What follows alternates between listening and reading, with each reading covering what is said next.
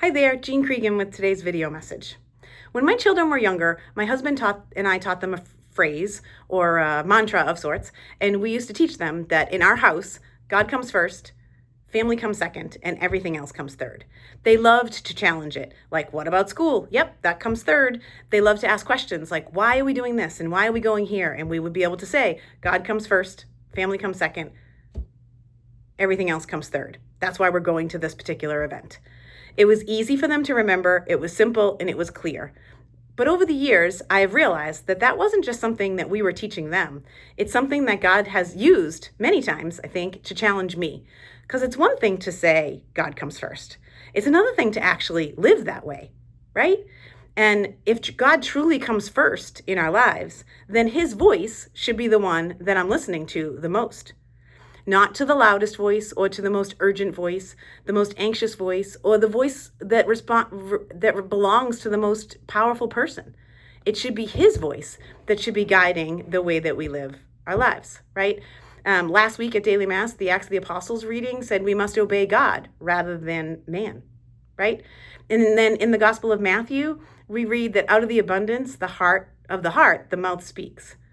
So if we're listening to what God's saying and internalizing it in our hearts, whatever fills our hearts is what comes out in our words, in our actions, in our conversations, in who and what we're about on a day-to-day basis.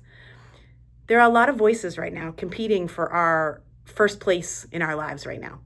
There's a lot of noise, a lot of opinions, a lot of urgency, a lot of unkindness.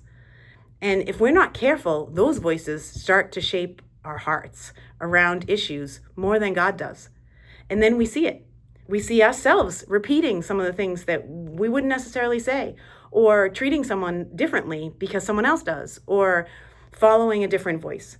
So that simple phrase, God first, family second, everyone else third, has become less of a rule for me and more of a question. Is that actually true today? Is God what I'm listening to first? Is he shaping what in fact comes out of my heart? Because the truth is, putting God first is the opportunity for him to order our hearts, to bring us peace, even in a very noisy, very divided world. God does speak to us, and he helps us speak with truth and charity and love. And maybe that's where it begins, not by trying to speak louder or trying to speak more clearly or more powerfully, but rather be better about listening to God's will for our life and where God's speaking in to some of the things that are happening in our world. It's in essence, putting God first.